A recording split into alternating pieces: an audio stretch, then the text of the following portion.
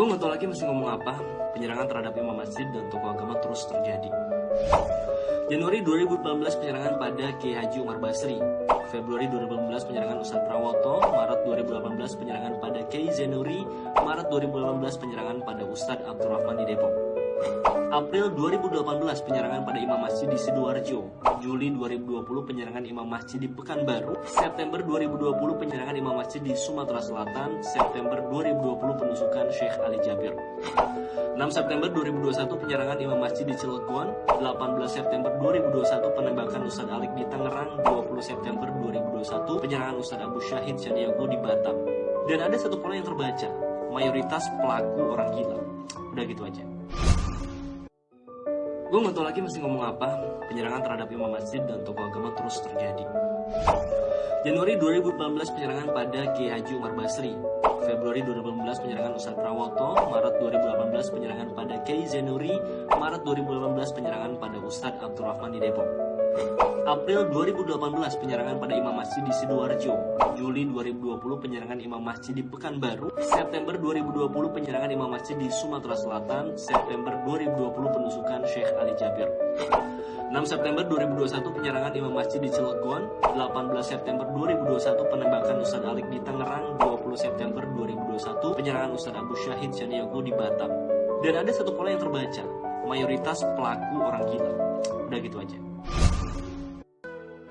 Irjen Napoleon Bonaparte menghajar MKC, seorang murtadin yang menghina Islam dan Rasulullah SAW.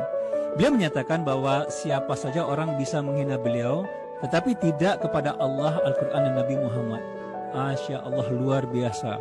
Itu yang disebut dengan giroh atau rasa marah ketika Islam dihina. Saya ada kisah nyata.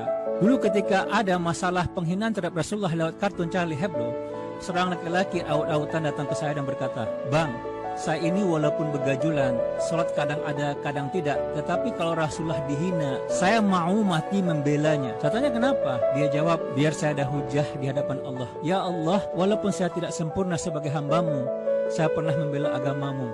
Masya Allah, meleleh saya rasanya ketika itu. Dan saya yakin masih banyak jenderal-jenderal kita yang punya giroh tinggi terhadap Islam di negara yang kita cintai ini. Irjen Napoleon Bonaparte menghajar MKC, seorang murtadin yang menghina Islam dan Rasulullah SAW. Beliau menyatakan bahwa siapa saja orang bisa menghina beliau, tetapi tidak kepada Allah, Al-Quran, dan Nabi Muhammad. Masya Allah, luar biasa.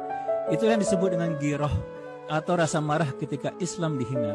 Saya ada kisah nyata. Dulu ketika ada masalah penghinaan terhadap Rasulullah lewat kartun Charlie Hebdo, seorang laki-laki aut-autan datang ke saya dan berkata, "Bang, saya ini walaupun begajulan, sholat kadang ada, kadang tidak. Tetapi kalau Rasulullah dihina, saya mau mati membelanya." Saya tanya kenapa? Dia jawab, "Biar saya ada hujah di hadapan Allah. Ya Allah, walaupun saya tidak sempurna sebagai hambamu, saya pernah membela agamamu." Masya Allah, meleleh saya rasanya ketika itu. Dan saya yakin masih banyak jenderal-jenderal kita yang punya giroh tinggi terhadap Islam di negara yang kita cintai ini. Tanafsak. Ini yang hadir di sini.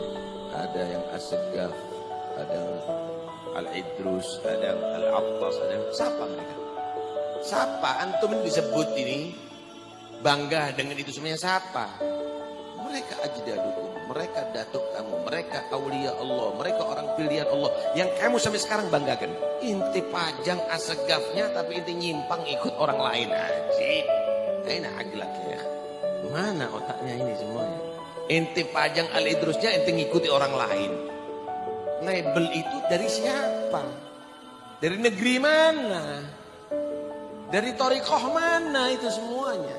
Karena itu dibuatkan hall ini supaya kita nggak goyang.